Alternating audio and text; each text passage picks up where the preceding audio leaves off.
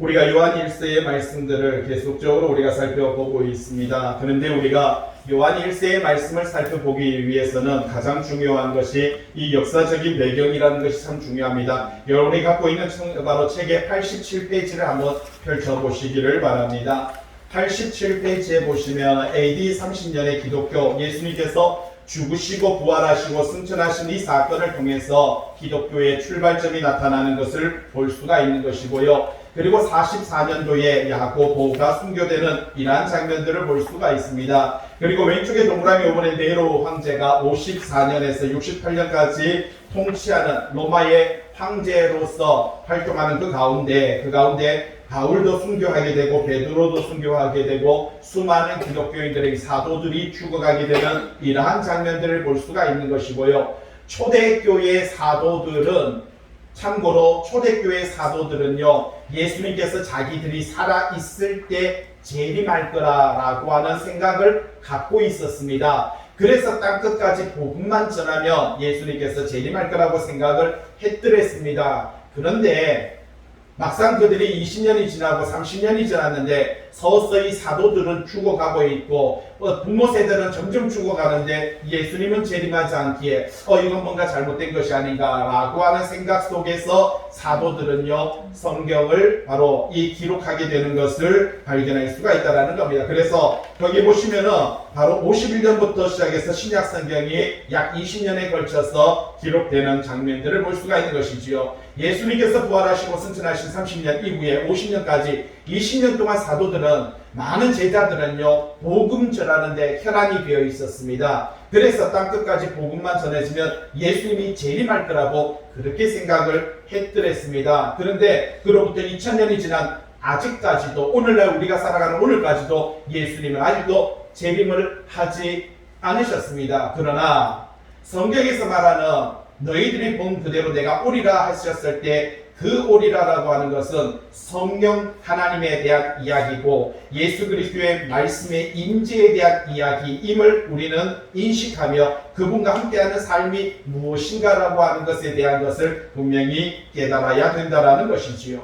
자, 그렇게 해서 67년도와 68년도에 바울이 순교하게 되고 베드로가 순교하는 것을 볼 수가 있고 AD 70년에 예루살렘이 멸망합니다. 그리고 AD 75년도에 베스파시안 황제, 로마의 황제가 베스파시안일 때 요한계시록이 기록되는 것을 볼 수가 있는 것이지요. 그래서 요한계시록은 특별히 너네들이 앞으로 엄청난 박해와 엄청난 핍박의 시간이 다가오게 될 것이다. 그것이 바로 도미티안 때인데 그때의 믿음과 신앙을 지켜야 된다. 자그마치 그때는요 기독교인들이 여기 지도를 보시면 이 서아시아의 기독교인들이 약 5만 명의 기독교인들이 있었는데 그 가운데서 이 도미티안 황제로 말미암아 로마의 도미티안 황제로 말미암아 4만 명 가까이의 기독교인이 죽게 되는 것을 볼 수가 있는 것입니다. 자, 그래서 도미티안은 81년도에서 96년도입니다. 그런데 여러분이 갖고 있는 모든 성경을 보시면 요한계시록의 기록 연대가 96년도로 되어 있습니다. 그런데 한번 생각을 해보세요.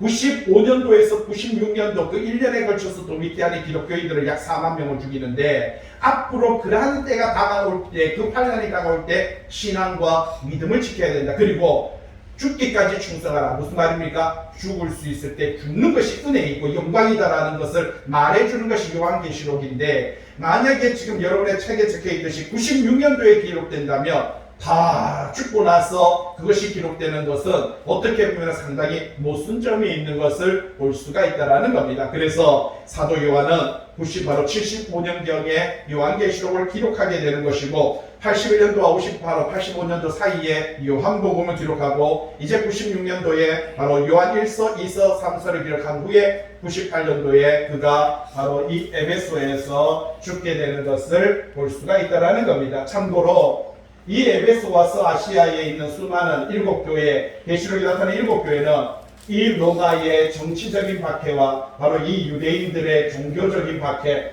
그리고 이단들이 생성되면서 이단들로 말미암아 이들의 신앙과 믿음을 지켜가기가 너무나도 힘든 그러한 시점에 사도 요한은 특별히 이 마지막 서신 이 요한 1서, 2서, 3서를 기록하면서 정말 우리 신앙과 믿음 안에서 핵심적인 것이 무엇인가, 우리가 무엇을 추구하며 성도로 살아가야 되는가. 이때쯤 되면은요, 1세대 바로 예수 그리스도의 세대 부모들은 다 돌아가셨고, 2세대 바로 할아버지 세대는 돌아가셨고, 아버지의 세대도 거의 다 죽게 되고요, 이제 이 세대는요 3세대 아니면 4세대의 사람들이 신앙과 믿음을 지켜야 되는 그러한 시점에 놓여 있었던 것을 발견할 수가 있다는 것입니다. 그래서 여러분 책을 돌아오시면은, 그런데 이때에 좀 전에 말했듯이 로마의 박해도 있었지만 유대인들의 핍박도 있었고요, 가장 문제가 뭐냐면은 이단 영지주의라고 하는 것이 이 시대에 나타나게 되는 것을 볼 수가 있다는 것입니다. 여러분 3페이지입니다. 여러분이 갖고 있는 책 2페이지에 보시면 영지주의라는 것이 바로 영적인 지식을 얻어야만이 구원함을 얻을 수 있다라고 말하는 사람들, 이 영적인 지식을 얻어 그 사람들에게 2페이지의 가운데 사도 요한은 예수 그리스도를 믿어야만 구원받을 수 있다. 영지주의자들은 이 영적인 지식을 얻어야 구원받을 수 있다라고 말하지만 사도 요한은 아니다, 틀렸다. 예수 그리스도를 믿을 때만이 구원받을 수 있다라고 하는 그 이야기를 들려주고 있는 것을 발견할 수가 있다는 겁니다. 그래서 중간에 관주에 요한 1서 5장 10절에 하나님의 아들을 믿는 자는 자기 안에 증거가 있고, 그러니까 하나님의 아들을 믿는 자는 자기 안에 뭐가 있다는 겁니까? 참 증거가 자기 안에 있다라고 이렇게 말합니다. 하나님을 믿지 아니한 자는 하나님을 거짓말하는 자로 만들어버리게 된다라고 하는 그 사실을 이야기하면서, 여기서 하나님을 믿는 것이 영생이며 하나님을 믿는 것이 생명이다 라고 하는 이 영지주의자를 반박하고 있는 것을 볼 수가 있다는 겁니다. 한마디로 이 영지주의자들은요, 하나님과 예수 그리스도를 분리하고 예수와 그리스도를 분리해버리는 이 이원론에 사로잡혀 있었던 것을 볼 수가 있는 것이지요. 그러한 자들 때문에 베드로도, 어떻게 보면은요 바울도, 사도 요한도 끊임없이 4페이지 한번 보시기 바랍니다. 4페이지에 보면 위에서 이제 4번째 줄, 5번째 줄에 보시면 관주가 있습니다. 골로새서, 디모데전서, 베드로후서, 유다서. 유다는 예수님의 친동생인데, 이 바울과 그리고 베드로와 그리고요 요한과 예수님의 친동생이었던 야고보와 그리고 예수님의 친동생이었던 유다까지 모두가 이 이단들, 영지주의 이단들, 이 사람들이 얼마나 위험한 것인가 라고 하는 이 바탕을 가지고 신약 성경이 기록되는 것을 발견할 수가 있다는 겁니다. 그래서 거기 보면 골로새서 2장 23절에 이런 것들은 자의적 숭배와 겸손과 몸을 괴롭게 하는 문제에 있다. 이 영지주의자들이 자기 몸을 괴롭게 하면서 자의적 숭배, 그러니까 하나님을 믿는 것이 아니라 자기 신앙, 자기 믿음, 내가 복음으로 삶을 살아가고 있다. 그리고 그 사람은 육체를 따르는 자들이다 라고 이렇게 말을 하고 있고, 디모데전서 그리고 베드로후서, 유다서에서도 그 사람들을 가리켰어요. 거짓말하는 자다, 그리고 탐심이 가득한 자들이다, 정욕대로 행하는 자들이다 라고 이 영지주의자들을 바로 지적하고 비판하며, 그렇게 말씀 안에서는 믿음의 사람들은 어떻게 살아야 된다는 것이 바로 신약 성경이 기록되는 배경이다라는 사실입니다. 특별히 그 시대적인 요한이 살고 있는 시대에서 가장 영지주의적인 바로 자 중에 핵심 인물이 바로 4페이지에 있는 두 번째 사람입니다. 케린투스라고 하는 사람인 것이지요. 근데 이 사람이 어떻게 보면 영지주의의 체계를 세우는 것을 볼 수가 있습니다. 그래서 옆에 밑에 보시면 요한이 이 케린투스가 주장하는 것에 반박하고 있는 것이 요한 1서 1장 8절이고 2장 4절이며 2장 22절이고 3장 6절, 3장 10절, 4장, 5장 요한 2서까지, 바로 사도 요한은 이 케린투스가 주장했던 이 영지주의를 반박하면서 적는 것이 바로 요한 1서, 2서, 3서의 내용인 것을 발견할 수가 있습니다. 그런데 제자들이 자꾸 묻습니다. 바로 그 아이들이, 어떻게 보면 젊은이들이 사도 요한에게 묻습니다. 선생님, 종말은 도대체 언제입니까? 라고 말하니까 2장에서 뭐라고 말을 합니까? 지금이 곧 종말이다. 사도 요한은 그렇게 말했습니다. 그걸 어떻게 알 수 있습니까? 거짓 선지자가 많이 일어나는 것을 보니까 곧 지금이 종말이다. 여러분 2000년 전에 사도 요한은요 지금이 종말이다라고 했습니다. 그런데 2000년이 지난 오늘 사도 요한이 만약에 이 강다일산에 있어서 여러분들이 선생님 종말이 언제입니까? 라고 하는 사도 요한은 여기서 뭐라고 할 것 같습니까? 그렇죠, 지금이 종말이다라고 말합니다. 온전히 우리가 하나님의 말씀을 외면하고 하나님의 말씀에 쓰지 않는 그 시간이 뭐라고요? 우리 인생에 바로 종말임을 사도 요한은 말해줍니다. 그러니까 제자들이 묻습니다. 그러면 거짓 선지자가 누굽니까? 라고 물으니까 사도 요한은 2장에서 또 4장에서 뭐라고 말을 합니까? 하나님과 예수 그리스도를 부인하는 자가 바로 거짓 선지자다라고 그렇게 말을 합니다. 좀 전에 영지주의자는 뭐라고요? 하나님과 예수 그리스도를 분리시킵니다. 오히려 하나님은요, 창조자 하나님은 30위의 하나님이고 예수 그리스도가 바로 그리스도가 1위의 하나님이고, 그리고 예수와 그리스도를 분리시켜서 그리스도는 예수라고 하는 육체의 옷을 입고 그렇게 해서 돌아가셨고, 바로 예수님께서 십자가 달릴 때 그리스도는 올라갔지만 예수는 바로 무덤에 들어갔다. 그래서 예수와 그리스도를 분리하고 하나님과 그리스도를 분리합니다. 그렇게 하니까 사도 요한은 바로 요한복음 1장 1절을 통해서 어떤 이야기를 들려주고 있습니까? 말씀이 육신되어 우리 가운데 임하심에, 자, 하나님의 말씀이 뭐라고요? 육신되어 왔습니다. 그러니까 그 말씀이 누구다? 하나님이다라는 것을, 영지주의자가 하나님과 예수님을 분리하니까 아니다, 하나님과 예수는 하나다라고 하는 이야기를 요한복음 1장을 통해서 우리에게 들려주고 있는 것을 볼 수가 있다라는 사실입니다. 오늘 이 말씀의 근거에서 우리는요, 이 모든 배경들을 봐야 된다는 사실입니다. 6페이지 보시면은요, 자, 태초부터 있는 이 생명의 말씀, 자, 바로 말씀이 육신되어 오신 그 말씀, 이 말씀이 뭐라고요? 생명의 뭐라고요? 말씀이다라고 이렇게 말을 하고 있는 것입니다. 여러분, 말씀만이 뭐라고요? 생명입니다. 여러분들이 하나님의 말씀 앞에 서는 그 순간만이 우리가 영생을 누릴 수 있는 유일한 시간이다라는 것이지요. 내가 말씀을 떠나면 영생과는 상관이 없다라는 겁니다. 오늘날 교회들이 왜 문제가 되냐면 찬양도 있습니다. 기도도 있습니다. 여러 가지 많은 악기도 있고요. 아름다운 것들이 교회 안에는요, 너무나도 조명도 화려하고요, 너무나도 멋진 스피커와 거대한 건물과 엄청 넓은 주차장을 다 갖고 있고요, 수많은 사람들이 몰려오고 그렇게 기도하고 있습니다. 한 가지가 없어요. 뭐가 없습니까? 말씀만 없습니다. 아니, 무슨 말씀이세요? 매주마다 목사님께서 말씀을 전하시는데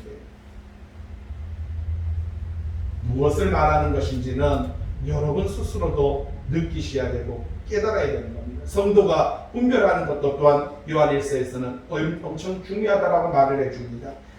태초부터 있는 생명의 말씀에 대해서 우리가 뭐 했다고요? 들었고 눈으로 보았고 자세히 보고 손으로 만졌다라고 이렇게 말을 하고 있는 것을 볼 수가 있죠. 이전에 뭐라고 말하니까 이 생명이 나타났고 이것이 영원한 생명이고, 그리고요 2절에 아버지와 함께 계셨다. 자, 영지주의자들은 뭐라고요? 하나님과 예수를 분리하니까 사도 요한은 이 요한 1서를 마지막 기록하면서 뭐라고 말하니까 이 말씀이 예수 그리스도가 말씀이 육신 되신 분이 예수 그리스도인데 이거는요 하나님과 함께 이미 예전부터, 언제부터? 1절에 태초부터 하나님과 함께 계셨느니라 라고 이렇게 말을 하고 있는 것을 볼 수가 있다는 사실이죠. 그러면서 이것을 기록한 이유를 3절에 기록하고 있습니다. 뭐라고 말을 하고 있습니까? 내가 왜 이것을, 우리가 왜 너희에게 이것을 전하는지 아니? 너희가 성도의 교제, 성도의 사귐이 있게 하기 위함이다. 여러분, 성도의 사귐이 먼저입니다. 성도들이 서로 사귐이 있은 다음에 3절에 뭐라고 하면 우리가 그렇게 성도 안에 사귐이 있고 형제 사랑 안에 있으면 아버지와 그의 아들 예수 그리스도와 더불어 누린다. 무슨 말입니까? 성도들끼리 사귐과 섬김과 나눔으로 서게 되면 우리가 하나님과 또 하나 된다, 사귄다라고 하는 것을 말을 해주고 있는 겁니다. 그게 바로 바로 3절에서 그 이야기를 우리에게 말을 해주고 있는 것을 발견할 수가 있다는 사실이죠. 5절에는 하나님은 빛이시다라고 하는 그 이야기를 들려주고 있습니다. 그러면서 빛과 어둠에 대한 이야기를 6절에서 바로 이렇게 대조시킵니다. 그런데 빛과 어둠을 우리는 어떻게 구분할 수 있습니까? 라고 말한다면 6절에서 우리가 거짓말하는 것과 참말하는 것에 대해서 구분합니다. 거짓말에 대한 이야기를 들려주는데 성경에서 말하는 거짓말, 여러분 우리가 착각하지 마세요. 성경에서 말하는 거짓말은요 하나님의 말씀이 아닌 것을 전할 때 거짓말이라고 말합니다. 여러분 성경에서 말하는 우상숭배는요 우리가 생각하는 우상숭배와 다릅니다. 거기에서 말하는 우상숭배는요 왕들이 자기의 우상을 세우고 백성들을 섬기게 하고 종교화를 만들어서 종교를 통해서 하나님을 믿는 것이 아니라 다른 것을 믿게 하는 것을 우상숭배라고 말합니다. 성경이 말하는 음행이라는 것은요 우리가 생각하는 남녀간의 음행을 가는 것을 말하는 것은 아닙니다. 하나님이 아닌 다른 것에 내 마음과 내 애정과 내 열정을 뺏기는 것을 가리켜서 성경에서 말하는 음행을 가리켜서 말을 해주고 있다는 겁니다. 우리는 이러한 말씀들을 정확하게 좀 계속적으로 보면서 구분할 필요가 있다라는 사실이죠. 7페이지에 보시면 도표를 만들어 놨습니다. 이 말씀 속에서 대조되는 것들에 대한 이야기죠. 어둠과 빛을 1장 5절에서 대조하고 있고요. 거짓과 진리에 대해서 대조하고 있고, 죄 없다 함과 내가 죄가 있음으로 말미암아 죄를 자백함에 대해서 대조하고 있습니다. 나는 범죄하지 아니하였다는 것과 하나님을 거짓말하는 이러한 사람으로, 그리고 옛 계명과 새 계명으로 미워하는 것과 사랑, 이렇게 바로 요한 1세에 보면 이 두 가지, 이것이 계속적으로 대조를 이루면서 우리가 하나님 앞에 서는 것이 무엇인가라고 하는 이야기를 들려주고 있다는 겁니다. 그렇게 2장 1절로 넘어가서 이제 뭐라고, 나의 자녀들아. 좀 전에 말했죠. 사도 요한이 요한 1서를 적을 때는 나이가 95세 정도 됩니다. 그리고 그는요 에베소 교회에서 목회를 했는데 이제 나이가 오래되니까 다리가 아파서 걷지 못했습니다. 제자들이 의자에 앉은 요한을 의자 채로 그대로 강대상에 놓습니다. 그렇게 해서 설교를 했습니다. 매주 설교를 합니다. 어떤 설교를 합니까? 서로 사랑하라, 서로 섬기라. 저 선생님 지금 3년째 그 설교하고 있습니다. 딴 설교 없습니까? 아이들아, 없다. 사도 요한은 그렇게 설교합니다. 없다. 서로 사랑하라. 이것만이 우리가 서로 사랑할 때 우리는 하나님의 백성이 되는 것이고, 서로 사랑할 때 우리는 하나님의 자녀가 되는 것이고, 서로 사랑할 때 우리는 하나님의 제자가 된다는 것은 요한복음 13장에서 우리에게 들려주는 이야기입니다. 요한복음 13장 34절 사도 요한이 말하자면 요한 1서를 적기 전에 10년 전에 적었던 이 요한 1서 13장에서 뭐라고 말합니까? 새 계명을 너희에게 주노니 서로 사랑하라. 거기서 이렇게, 내가 너희를 뭐한 것 같이? 사랑한 것 같이 너희도 어떻게 하라고요? 서로 사랑하라.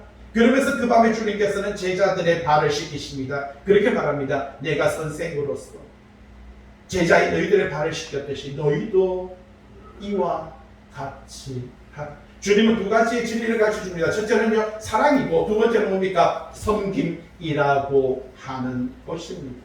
거기에 바탕을 두고 사도 바울의 서신서, 에베소서, 빌립보서, 골로새서 뭐라고 말합니까? 아비들아 내 자녀를 노엽게 하지 말고, 바로 자녀들아 내 부모를, 그리고 남편은 아내를, 아내는 남편을 뭐하라고요? 사랑하고 뭐하라고요? 복종하라. 여러분, 사랑과 복종은요 우리가 삶을 사는 과정 속에서 정말 중요한 핵심적인 두 가지입니다. 이것으로 말미암아 빛에 있느냐 바로 어둠에 있느냐 하는 것을 구분할 수 있는 것이 사랑하느냐 섬기느냐, 미워하느냐 말하자면 종으로 여기느냐, 이 차이점밖에 없다라는 사실이죠. 2장 1절 뭐라고 말합니까? 나의 자녀들아. 이제 사도 요한이 95세 정도 되었으니까 이제 아이들, 말하자면 우리 여기 지호나 이렇게 다른 이 아이들을 볼 때마다 벌써 나이 차이는 40 아니면 50 이런 나이 차이가 있겠죠. 갭이 있겠죠. 그래서 그들을 바라보면서 말합니다. 나의 자녀들아. 여러분, 믿음 안에서, 신앙 안에서 영적으로 말씀으로 양육했던 이 자녀들, 이 아이들, 내가 이것을 너희에게 쓰는 것은 뭡니까? 이 요한일서 2서 3서를 통해서 이 말씀을 너희에게 쓰는 것은 너희로 뭐하지 못하게, 여러분, 죄를 범하지 않게 하려 합니다. 여러분, 사도 요한이 이 말씀을 적으면서 얼마나 간절한 마음으로 이것을 적고 있습니까? 내가 너희들에게 이것을 쓰는 이유는 너희로 죄를 범하지 않게 하려 함입니다. 여러분, 죄를 범하지 마시기 바랍니다. 우리가 말씀 안에서, 그러나 귀한 것은 그 다음 말씀이죠. 만일 누가 죄를 범하여도, 맞습니다. 죄를 범하지 않고 살 수 있으면 얼마나 좋겠습니까? 그런데 우리는 살다 보면 죄를 범할 수도 있고 범할 때도 있습니다. 그런데 여기서 말합니다. 만약에 너희들 중에 누군가가 죄를 범하여도, 그 다음 말씀 뭡니까? 아버지 앞에 우리에게 누가 있다고요? 대언자가 있다. 사도 요한은요 이 밤모섬에서 이 하늘에 올라갑니다. 하늘에 올라가서 누구를 봅니까? 하늘 보좌에 계시는 주님을 보시고 거기 있는 24장로를 보고 그곳에 있는 예수 그리스도를 발견하고 예수 그리스도께서 예수 하나님 옆에서 우리를 변호하고 있고 우리를 대언하고 있는 이 보혜사로서 계시는 주님을 보고 그리고 고개를 돌려서 보니까 지구가 보이는데 그 지구 가운데서 성령님께서 우리 가운데 함께 하시고 우리 가운데 역사하시는 이 성령님의 사역을 보고 여기서 보니까 예수님이 보이고 여기서 보니까 성령이 보이는데 이 두 가지의 모든 시선 속에서 이제 말합니다. 자녀들아, 내가 왜 이렇게 너희들에게 글을 적는지 아니? 너희가 죄를 범하지 않게 하는. 그런데 살다 보면 죄를 범할 수 있지. 만일 누가 죄를 범하여도 그래도 하나님의 뭐라고요? 앞에 우리에게 누가 있다는 겁니까? 대언자가 있으니 그분이 누구라고요? 의로우신 예수 그리스도다라고 이렇게 말합니다. 여러분 동그라미 5번에 대언자라는 것이 뭡니까? 변호자, 위로자. 여러분 우리가 변호사가 있다는 것은요, 변호사의 역할이 뭡니까? 죄 지은 사람을 위해서 대신 말해줍니다. 법정에 가면은 판사 앞에 서면은요, 죄 지은 사람은 어떤 말도 할 수 없습니다. 자기에 대해서 어떤 것도 변호할 수 없습니다. 그걸 변호해 줄 수 있는 사람이 누굽니까? 변호사입니다. 여러분 우리는 하나님 앞에서 어떤 말도 할 수 없습니다. 여러분 죄 많은 인간은요, 하나님 앞에서 어떤 이야기도 할 수 없습니다. 그런데 우리를 위해서 대언하시는 분이 누구라고요? 예수 그리스도. 예? 임상화 이거. 예? 너 여차저차 이런 죄를 져. 꼼짝 말 못합니다. 지옥이라고 말을 할 때 잠깐만요 예수 하나님. 왜? 잠깐만 여기 책에 보니까요. 이 생명책에 임상황이라는 이름이 있는데요. 그래? 그러면 일로. 여러분 우리가 그렇게 그 은혜로 선 줄로 믿습니다. 여러분 우리는 성경을 통해서 죄를 범하지 않고 살아가면은 정말 복된 사람이죠. 여러분 죄 없이 살면 얼마나 좋습니까?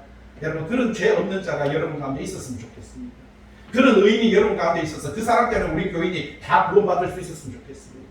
그 사람 한 명만 있으면 여기 있는 모든 사람이 구원받는데 부족함이 없을 겁니다. 그러나 우리는 근본적으로 다 죄인일 수밖에 없다라는 사실.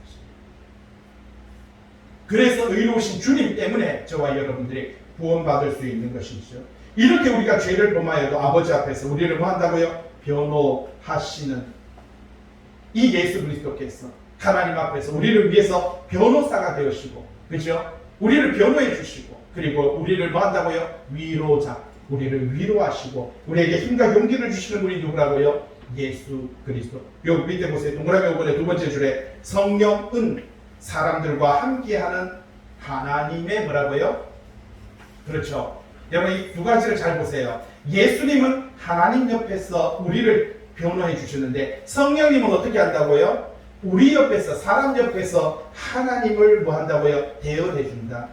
하나님의 성령님께서 우리에게 말씀을 가르쳐 주시고 우리에게 말씀을 생각나게 하시고 우리 삶을 살아가는 과정들 속에서 내가 어떻게 하는 것이 옳은 것인지, 어떻게 살아가는 것이 말씀대로 살아가는 것인지 그것을 가르쳐 줍니다. 거기 관주에 있죠. 요한복음 14장 16절에 뭐라고 말합니까? 내가 아버지께 구하겠으니 그가 또 다른 보혜사, 자, 또 다른 보혜사를 너희에게 줄 것이다. 여기서 또 다른 보혜사라는 것은 예수님께서 보혜사임을 이야기를 해주고요. 이 너희에게 주사, 그분이 영원토록, 잘 보세요. 영원토록 너희와 어떻게 한다고요? 함께 하시다. 오늘 성령님께서 우리와 함께 하시는 줄로 믿습니다. 언제까지요? 영원토록. 네? 보혜사 아버지께서 내 이름으로 보내실 성령, 그가 너희에게 모든 것을 뭐 한다고요? 가르치고 내가 너희에게 말한 모든 것을 생각나게 할 것이다. 여러분 성령은요, 손이 떨리고 벌쩍벌쩍 뛰게 하는 것이 아니라 말씀을 가르쳐 주시고요, 말씀을 생각나게 하는 사역이 성령의 사역입니다. 오늘날 왜 성령님을 이상하게 그냥 신들린 듯이 온몸이 떨려야만이 나타나는 것을 성령으로, 이게 성령의 역사다, 성령의 능력이다라고 이렇게 되어버렸습니다. 아닙니다. 하나님이신 성령님은 우리 가운데서 우리와 함께 하시면서 우리가 말씀을 자, 중요한 거는 하나님께서 예수님을 통해서 우리에게 가르쳐 주신 말씀을 뭐 한다고요? 생각나게 하시고 그걸 깨닫게 하시고, 왜? 그렇게 살아가도록 우리 삶을요 인도하시는 분이 누구라고요? 성령님. 그분은 너희와 영원토록 어떻게 한다? 함께. 15장 26절 내가 아버지께로부터 너희에게, 자, 내가 아버지께로부터 너희에게 보낼 보혜사, 아버지께로부터 나오시는 무슨 성령? 진리의 성령이다. 성령을 가리켜서 무슨 성령이라고요? 진리의. 예수님은 요한복음에 뭐라고 13장에 뭐라고 말? 내가 곧 길이요. 그 다음에요. 진리요. 그 다음에요. 생명이라. 근데 성령이 뭐라고요? 진리다라고 말합니다. 말씀이다라고 그렇게 말을 해주고 있다라는 사실입니다. 오늘 성경 잘 보세요. 하나님이 계시는데 하나님 옆에서 우리를 변호하시는 분이 누구다? 예수님. 그 다음에 우리 가운데 우리와 함께 하시면서 말씀을 생각나게 하고 가르쳐 주시는 분이 누구다? 성령님. 그러면서 우리에게 하나님의 말씀을 가르쳐 주고 생각나게 하고 깨닫게 하고 삶을 살아가는 삶의 현장 속에서 말씀대로 살아가는 것이 무엇인지 우리에게 말해 주시는 분이 성령님. 2절 그는 우리 죄를 위한 뭐라고요? 자, 우리 죄를 위한 화목제물이다라고 그렇게 말을 하고 있다는 사실입니다. 죄, 복수형이라고 말하죠. 이 범죄 행위들, 여러분 살면서 모두 살아가는 이 모든 범죄 행위들, 그 수많은 범죄 행위들에 예수 그리스도는 뭐라고 말합니까? 우리의 이 많은 죄에 대한 화목제물이다. 여러분 잘 보세요. 제물은 제물인데 어떤 제물이라고 말합니까? 그렇죠. 화평의 제물이다. 화목케 하는 제물이다. 누구와요? 하나님과 우리 사이.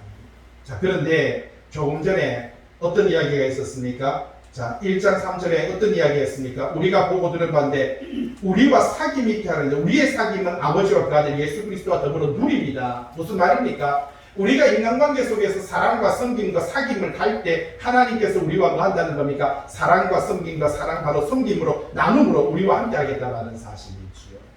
그래서 성경은 우리에게 정말 중요한 것은 우리가 이 땅에서 신앙생활, 믿음의 생활 하는 것이 무엇인가 라고 하는 이야기를 들려주고 있다는 사실입니다. 자, 그래서 2절에 우리 죄를 위한 어떤 제물이다고요? 화목제물이다. 무슨 말입니까? 하나님과 우리 관계를 화목케 시켜주시고 하나님과 우리 관계를 화평케 하는 그 제물로서 그분은 이 땅에 오셨다라는 사실입니다. 그런데 우리만 위할 뿐 아니라 뭐라고요? 온 세상의 죄, 우리라는 게 뭡니까? 사도들이지요. 사도 요한이지요. 그리고 그 당시에 유대인들과 이 땅에 그 당시에 말하자면 2000년 전에 신앙생활을 했었던 이 당시에 수많은 서아시아에 있었던 그 사람들, 이 사람들만 위한 것이 아니라 뭐라고요? 2000년이 지난 오늘날 우리들 온 세상에 저와 여러분들의 죄까지 다 그분은요 제물로, 어떤 제물로? 화목제물로 그분이 그렇게 십자가를 지시고 죽으심으로 말미암아 그분의 피로 말미암아 저와 여러분들이 하나님 앞에 구원을 받을 수 있다라는 겁니다. 이 요한복음 1장 9절에 뭐라고 말합니까? 하도 바로 예수 그리스도 빛으로서 이 땅에 자기 백성이 왔는데 안 믿으니까 요한복음 1장 9절에 뭐라고요? 영접하기만 해라. 영접하는 자, 그 이름을 믿는 자들에게는 하나님의 자녀가 되는 권세를, 안 믿으니까 믿기만 하면은 그냥 하나님의 자녀 백성 되게 하겠다는 거예요. 3절 12페이지입니다. 같이 한번 읽어볼까요? 크게 한번 읽어보겠습니다. 시작. 우리가 그의 계명을 지키면 이로써 우리가 그를 아는 줄로 알 것입니다. 참 놀라운 이야기를 들려줍니다. 그런데 너무 쉽죠? 간단하죠? 우리가 그의 뭐라고요? 계명을 어떻게 하면? 지키면 이로써 우리가 그를 아는 줄로 알. 그의 계명이 뭔데요? 좀 전에 요한복음 13장 34절에 뭐라고요? 새 계명을 너희에게 주노니 서로 뭐하라? 사랑하라. 이 계명을 뭐하면? 지키면. 여러분 사랑은 혼자 하는 거 아닙니다. 짝사랑이 아닙니다. 사랑은 어떻게 하는 겁니까? 서로 사랑합니다. 여러분 자 중요한 게 그럽니다. 자꾸 사랑하라 그러니까 하나님을 사랑하려고 합니다. 우리 신앙과 믿음이 신앙이 좋은 사람은요 하나님을 먼저 사랑해야 그 사랑으로 이웃을 사랑한다고 생각하는데 오늘 요한 1장 3절은 뭐라고 합니까? 너희가 서로 사랑하면 하나님과도 사귐이 있다라고 말합니다. 우리는 아니지 가정도 버리고 남편도 버리고 하는 버리고 세상도 버리고 교회에 와서 주여 막 할락했으니까 가만 안 되지 않습니까? 이렇게 간절히 기도하면 그러니까 하나님과의 관계가 해보지만 나도 이웃에 대한 넓은 품을 가지고 그들에게 다가간다라고 생각을 합니다. 성경은 요한일서를 통해서 사도 요한이 아니야. 너희가 서로 사랑하고 너희가 서로 사귐이 있으면 그때 너희 둘이 합쳐서 하나가 되어서 하나님과 사귀는 것이야. 이렇게 말을 하고 있습니다. 그게 어디에 있습니까? 마태복음 18장에 예수님께서 두세 사람이 내 이름으로 합심할 때 거기서 합심이 뭡니까? 사귐이라고 되어 있습니다. 거기서 인간관계에 대한 이야기를 들어요. 우리는 합심은요, 두 사람이 손잡고 주여 기도할 때, 합심 기도할 때 주께서 임한다고 생각 아닙니다. 거기서 두 사람의 인간관계 속에서 말하자면 피해자와 뭡니까? 가해자와 피해자가 서로 이게 협상이 잘 되고 서로 있잖아요. 우리 살다 보면은 피해자는 누구고 가해자는 누굽니까? 거의 대부분에 보면은 부부끼리 피해자가 되고 가해자가 됩니다. 그래서 그 두 사람이 서로 뭐가 되면 합심이 되고 한 마음이 되어서 하나님 앞에 서게 되면 그게 18장입니다. 그러니까 그렇게 말하니까 19장에 18장에 보면 마태복음 18장에 베드로가 뭐라고 하니까 그러면 예수님 제가 7번 용서해 주면 됩니까? 그러잖아요. 이 예수님이 용서에 대한 이야기는 바로 베드로 그러니까 3번 용서해 주면 잘하는 건데 7번 그러니까 예수님께서 뭐라고 했습니까? 70번에 7번까지 용서하라. 여러분 70번에 7번까지 용서할 수 있는 관계, 용서할 수 있는 인간 관계는요 부부 관계밖에 없습니다. 네? 얼마나 찢고 볶고 싸워도요 또 얼마나 용서하고 평생 살아야 되는 게 뭡니까? 그게 부부 관계인 것이지. 그게 19장에 마태복음 19장에 뭐라고 말합니까? 서로 이혼하지 마라. 그게 19장입니다. 죽자고 싸워도 서로 뭐 하지 마라? 이혼하지 마라. 그게 19장 마태복음. 예수님께서 마태복음 19장에 그렇게 말을 해놨습니다. 자 보세요. 우리가 그의 계명을 뭐 하면? 지키면 우리가 그를 아는 줄을 알 것이요. 14절. 그를 아노라 하고 그 계명을 지키지 아니하는 자. 예. 좀 전에 영지주의자들이 뭐라고요? 내가 영적인 지식을 알아야 하나님을 알고 신을 알고 영원한 그 세계 속에 들어갈 수 있다라고 말을 하는데 그 사람들은 그의 계명을 지키지 아니하는 사람 뭐 하는 자라고요? 거짓말하는 자예요. 진리가 뭐라고요? 말씀이 그 속에 있지 아니하다라고 이렇게 말을 합니다. 밑에 동그라미 이번에 뭐라고 말을 합니까? 관주에 한번 보세요. 요한복음 1장 14절에 뭐라고요? 말씀이 육신되어 우리 가운데 거하심에 그 영광을 보니 아버지의 독생자의 영광. 그리고요 요한복음 1장 1절에 태초에 말씀이 계시네. 이 말씀이 하나님과 함께 계셨으니 이 말씀은 곧 누구라고요? 말씀이 곧 누구라고요? 하나님이다. 여러분 말씀이 하나님이다라고 그렇게 말합니다. 하나님이신 그 말씀이 육신되어 우리 가운데 오신 분이 누구라고요? 예수 그리스도고 그 진리의 성령님이 누구라고요? 성령님이시다라고 그렇게 말을 해주고 있다라는 사실입니다. 그 밑에 마지막에 요한복음 14장 15절 너희가 나를 사랑하면 여러분 하나님을 사랑하십니까? 예수 그리스도를 사랑하세요. 사랑한다 말하잖아요. 뭐라고 하라니까? 나의 계명을 어떻게 하라고요? 지키라. 계명이 뭔데요? 여러분 보세요. 14장 15절인데 13장 45절에 뭐라고요? 서로 사랑하라. 14장 15절에 말씀하기 전에 13장 45절에 분명히 주님께서 말씀하셨습니다. 새 계명을 너희에게 주노니 서로 사랑하라. 이렇게 말을 하고 있는 것을 발견할 수가 있다는 사실입니다. 5절 누구든지 그의 말씀을 뭐 하는 자? 여러분 지키는 자는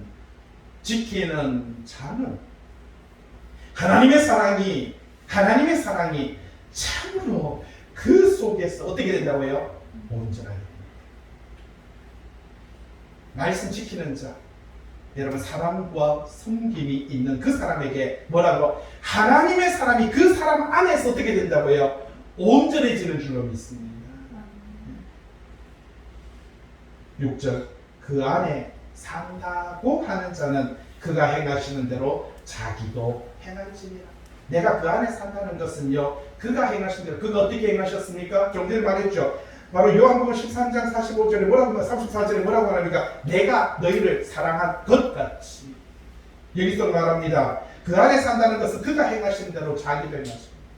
그분이 우리를 어떻게 죽기까지 사랑하셨듯이 우리도 성도는요 남편은 아내를 아내는 남편을 그렇게 사도 바울도 그렇게 말합니다. 남편들아 아내 사랑하기를 주께서 교회를 사랑하신 것 같이 뭐라고요? 사랑하라.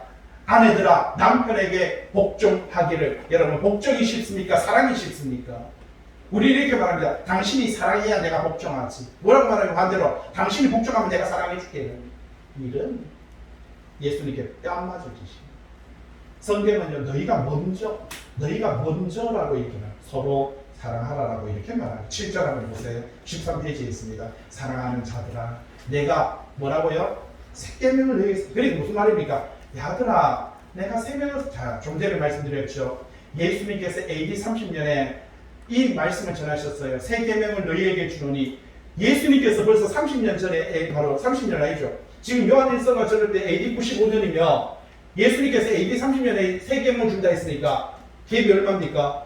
약 60년의 갭을 갖고 있습니다. 그러면 60년 전에 예수님께서 새 계명을 너희에게 주노니. 그러니까 얘들아, 내가 지금 60년이 지나가지고 내가 너희들에게 말하고 있는 서로 사랑하라라고 말은 이거 새 계명 아니야. 예수님께서 이미 벌써 60년 전에 하신 것이야. 이렇게 말합니다. 새 계명을 너희에게 쓰는 것이 아니야. 너희가 처음부터 가진 옛 계명이다. 무슨 말입니까? 예수님께서 60년 전에 하신 그 계명도 예수님의 새 계명 아니야. 그거는 이미 어디에 있습니까? 관주해놨죠. 레위기 19장에. 여러분 모세오경에 레위기 19장이 뭐라고요? 원수를 갚지 말며 어떻게 하라고요? 동포를 원망하지 말며 내 이웃 사랑하기를 내 자신과 같이 사랑하라. 나는 뭐라고요? 여호와입니다. 이웃의 개념, 여러분 저는 계속해서 말씀을 드렸지만 우리는요 이웃의 개념이 무엇인가? 내 이웃을 내 몸과 같이 사랑하라고 할 때 그러면은 옆집 아저씨 사랑하고 옆집 아줌마 사랑하는 겁니까? 아닙니다. 성경에는요 이웃의 개념 계속해서 제가 말씀드립니다. 부부끼리 죽자고 싸웁니다. 왜 싸울 때 보면은요 님이 아니라 뭐 같습니까? 남같이 싸웁니다. 원수같이 싸웁니다. 그냥 오늘로써 이제 끝나듯이 싸웁니다. 그런데 죽자고 싸우는데 옆에 도둑이 들어와요. 갑자기 두 사람이 한 편이 돼서 도둑과 죽자고 싸웁니다. 근데 도둑하고 싸우더니 옆 마을에서 쳐들어왔어요. 건달들이 들어와요. 그러니까 이 세 명이 합쳐가 건달들하고 또 싸웁니다. 그런데 이렇게 싸우다 보니까 옆에 다른 나라에서 쳐들어옵니다. 군사들이. 그러니까 이 또 6명이 합쳐가고 그 군사들과 싸웁니다. 야, 쟤들 독하다. 6명인데 저럴 수 있냐? 이러더니 옆에 나라가 갔습니다. 가고 나니까 갑자기 여기 건달들하고 어떡하지? 그 건달도 떠났습니다. 떠나고 나니까 좀 이따 보니까 도둑이 옆에 있는 거예요. 내 편인 줄 알았는데 도둑인 거예요. 놀래가지고 도둑도 미안해가지고 갔습니다. 그러고 보니까 옆에 누가 있습니까? 왼수같이 싸우던 넌같이 싸우던 마누라가 옆에 있고 남편이 옆에 있는 거예요. 그런데 거기서 성경에서 말하는 내 이웃은 바로 이겁니다. 누구냐면 바로 옆에 있는 그 사람이 남편이 내 이웃이고요. 아내가 내 이웃이다. 이게 유대인들이 갖고 있는 사고방식입니다. 여기서 내 이웃을 내 몸과 같이 사랑하라는 것은 옆집 아저씨 내 몸과 같이 사랑하고 막 위로하려고 하지 말고 그 뜻 아닙니다. 성경 그렇게 왜곡하면 큰일 납니다. 바로 내 남편, 내 아내, 내 부모, 내 자녀를 뭐 같이 사랑하라고요? 그렇죠. 그거에 대한 이야기입니다. 여기서도 똑같은 이야기를 우리에게 들려줄 원수 갚지 마. 왜? 그 원수를 갚을 이유가 뭐 있어요? 그 원수가 아까 말했죠. 님이 뭐가 됩니까? 순식간에 원수가 되는 거예요. 그래서 성경에 원수가 어디 있다 했어요? 그게 내 집에 있다고. 이해됩니까? 왜 그렇게 말하는지. 원수가 딴 나라가 아니고 일본이 아니고요. 원수는 네 집 안에 있다라고 말하잖아요. 그러니까 순식간. 근데 원수 갚으면 어떻게 됩니까? 누구 보자. 당신 그랬지. 그러면 이건 심각해. 원수를 뭐 하지 마라? 갚지 말아라. 보세요. 얼마나 예지입니다. 언제 기록이라고요? 레위기입니다. 모세오경입니다. 구약입니다. 동포를 어떻게 하라고요? 예? 우리 부부가 처음에는 막 좋아가지고 결혼하지만 살다 보면 뭐로 산다고요? 예? 정으로 살고 좀 있으면 뭐로 살입니까? 예, 전우회로 살잖아요. 전우의 시체를 그래서 시체를 밟고 또 잘 살아요. 시체 되면은 죽을 때 아이고 여보 혼자 마라 나 혼자 나버리는 거 어떻게 가고 밥 먹으러 가자. 묻어보고는 밥 먹으러 바라봅니다. 그래서 전우회로 살잖아요. 그래서 동포 원망하지 말며 내 이웃 사랑하기를 네 자신과 같이 살아가라. 왜? 원래 너희들 다 한 몸인 거예요. 아담으로부터는 하나의 몸이기 때문에 서로 사랑하라. 나는 여호와라. 신명기 6장에 뭐라고 말해? 너는 마음을 다하고 뜻을 다하고 힘을 다하여 내 하나님 여호와를 사랑하라. 여러분 이웃이 먼저 사랑이 되고 그 다음에요 하나님과의 사랑에 대한 이야기를 성경은 또 똑같이 이렇게 말을 해주고 있다라는 사실입니다. 8절. 내가 너희에게 뭐라고요? 새 계명을 씁니다. 종전에 말했죠. 예수님께서 이미 새 계명이라고 말했지만은 새 계명은 아니었습니다. 이미 구약에 하나님께서 모세에게 전달했던 그 계명인 것이에요. 그걸 예수님께서 새 계명이라고 하는데 사도 요한은 이제 60년이 지나가지고 다시 한번 말합니다. 내가 너희에게 또 새 계명을 쓰노니 뭐라고요? 그에게와 너희에게도 참된 것이라. 하나님께도 참되고 예수 그리스도에게도 참되지만은 너희에게도 참되다. 무슨 말입니까? 어둠이 지나가고 참빛이 벌써 비침입니다. 여러분, 어둠은 지나갔습니다. 빛이 있는 곳에는 어둠이 존재하지 않습니다. 그런데 어둠이 충만합니다. 왜 그렇습니까? 빛이 없기 때문이다 라고 하는 사실을 우리는 기억해야 된다는 사실이죠. 사도 요한은 그 이야기를 끊임없이 들려주고 있습니다. 그래서 거한다는 것이, 빛 안에 거한다는 것이, 사랑하며 살아간다는 것이, 그 안에서 행한다는 것이 무엇인가라고 하는 것을 여러분 뒤에 한번 보세요. 여러분 갖고 있는 책 23페이지 한번 보세요. 23페이지에 도표가 있죠. 거한다, 행한다. 여러분 사도 요한일서 1장에서부터 2장, 3장, 4장까지 1장 7절에 뭐라고? 우리도 빛 가운데 행하면 우리가 서로 뭐라고요? 사귐이 있고, 빛이 뭐라고 했습니까? 말씀이고, 말씀 가운데 행하면 뭐라고요? 말씀이 뭐였어요? 서로 뭐하라? 사랑하라, 섬기라. 그 안에 있으면은 그게 사귐이다. 1장 8절 뭐라고요? 만일 우리가 죄 없다 말하면은 속이는 것이다, 거짓말하는 것이다. 그리고 만일 우리가 범죄하지 아니하였다 하면 그것도요 속이는 것이다 라고 말하는 자. 2장 4절에 그를 아노라고 그 계명을 지키지 아니하는 자, 지키지 않은 자. 잘 보세요. 여기서 거한다, 행한다, 지킨다, 지키지 않는다. 6절에 한번 보세요. 그 안에 산다 하면서 그가 행하는 대로 자기도 행할지니라. 빛 가운데 있다 하면서 형제를 미워하는 자, 어둠에 있다. 여러분, 행한다, 거한다, 산다, 무엇을 말해주고 있는지, 제가 그래서 이 전체에 나타나는 이 말씀 속에서 1장부터 5장까지 이 거하는 것이, 행하는 것이 어떤 의미를 가지고 있는지, 성경에 어떻게 반복적으로 말하는지 도표로 모아놨습니다. 다시 13페이지 오시고요. 8절에 내가 너희에게 새 계명을 쓰는데 이건 새 계명 아닙니다. 그에게서 너희에게도 참된 것이라. 이는 어둠이 지나가고 참빛이 벌써 비침이니라 라고 이렇게 말을 하고 있습니다. 여러분, 사랑의 계명, 그것이 빛이며 그 계명으로 살아가는 것이 우리가 어둠을 벗어나 빛 안에 거하는 것이다. 사랑과 섬김이 있는 장소가 뭐라고 말합니까? 빛의 장소다 라고 그렇게 말을 하고 있는 것을 볼 수가 있다는 것이죠. 뒤로 14페이지입니다. 9절. 빛 가운데 있다 하면서, 자, 빛 가운데 있다. 나는 빛 가운데 있어요. 나는 말씀 가운데 있어요. 교회 찬양 잘해요. 기도 잘해요. 말씀 공부 잘해요. 열심히 잘 전도하는 것 같아요. 설교 잘하는 것 같아요. 그 다음에 뭐라고요? 읽어보세요. 시작. 그 형제를 뭐하면? 미워하는 자. 형제가 누구라고요? 남편이 되고, 또요, 아내가 되고, 부모가 되고, 자식이 되고. 그 형제를 미워하는 자는 지금까지 뭐라고요? 어둠에 있는 자입니다. 안타깝죠.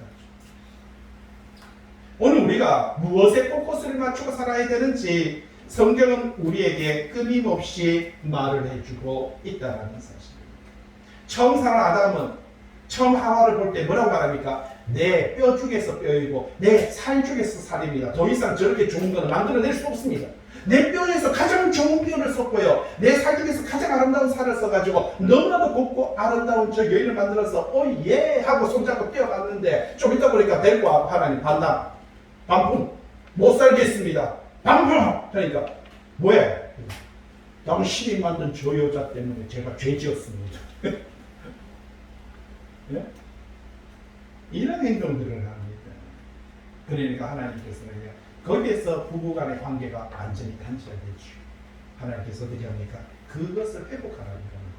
참 사랑의 출발점은 부부간의 관계입니다. 왜? 하나님께서 세우셨잖아요. 한 몸이었는데 하나에서 어떻게 했다고요? 둘을 만들었잖아요. 그리고 말합니다. 이제 둘을 딴딴딴딴 해가 뭐라고요? 둘이 하나 되었지라. 원래 하나였어요. 아니 하나는 놔두지. 근데 하나에서 둘을 만들어 놓고 두 개 만들어 놓더니 둘을 딴딴딴딴 시켜가지고요. 하나님께서 주례를 보시더니 뭐라고 말하니까 이제 둘이 하나 되어 한 몸 되었어. 하나님께서 맺으신 것을 사람이 가질 수 없느니라 라고 법을 만들어 놓습니다. 빛 가운데 있다 하면서 그 형제를 어떻게 한다고요? 미워하는 자는. 그러니까 자꾸 이 형제 그러니까 자꾸 집안에 희야하고 동생하고 누나하고 뭐 이렇게 서로 싸운 거 가지고 형제끼리 아이고야 내가 그때 그 돈 때문에 내가 형 돈 1,000만 원 띵가 먹고 그래가지고 내가 도망갔는 게 그게 내가 이걸 회개하라고 하는갑다 라고 말을 하는 게 일도 있어요. 돈 갚아야죠. 그것도 해결해야 되는데 형제를 미워하는 자는 지금까지 어디에 있다고요? 어둠에 있는 자. 10절 그 형제를 뭐 하는 자는? 그렇죠. 사랑하는 자는 어디에 있다고요? 빛 가운데. 그렇죠. 그러면서 자기 속에 뭐가 없다고요? 그렇습니다. 거리낌이 없습니다. 내가 남편을 사랑하고 내가 아내를 사랑하고 내가 부모를 내가 자녀를 사랑할 때 나는요 자유할 수가 있습니다. 거기서 거리낌이 없다라고 그렇게 말을 하고 있습니다. 그런데 그것을 떠나서 다르게 신앙생활하는 것은 문제다. 11절 그의 형제를 미워하는 자는 어디에 있다고요? 어둠에 있고 또 어둠에 행하는 거예요. 얼마나 그게 지옥 같습니까? 여러분 가정이 천국 만들려고 결혼했더니 가족이 뭐가 돼요? 지옥 같은 곳이 되어버립니다. 하나님이 이 땅을 에덴 동산을 만들었더니 이 동산이 하나님과의 관계가 깨어지니까 뭐가 됐어요? 지옥 같은 장소가 되어버립니다. 가시가 엉겅퀴를 내고요. 곳곳에서 이 황망해지는 이 세상을 바라볼 수가 있다는 뜻입니다. 가정도 마찬가지예요. 처음 결혼할 때는 행복하기 위해서 결혼했지만 결국은 거기가 지옥같이 되니까 거기는요 들어가기 싫은 장소가 됩니다. 머물기 싫은 장소가 됩니다. 이런 장소를 만들어서는 아니 된다는 사실이죠. 형제를 미워하는 자는 어디에 있다고요? 어둠에 있습니다. 어둠에 행하는 것입니다. 갈 곳을 알지 못해요. 그래서 방황하게 되는 것이죠. 이는 그 어둠이 그의 눈을 어떻게 한다고요? 멀게 하였다라고 그렇게 말을 하고 있습니다. 오늘 저와 여러분들이 우리 신앙과 믿음의 삶을 살아가는 하나님의 사람들이 성도로 살아가는 것이 무엇인가라고 하는 것을 우리가 다시 한번 생각을 하면서 온전히 이 말씀 안에서 내 이웃을 먼저 섬기고 사랑하고 그런 믿음의 삶을 살아가는 저와 여러분 되시길 주님의 이름으로 부탁드립니다. 아멘.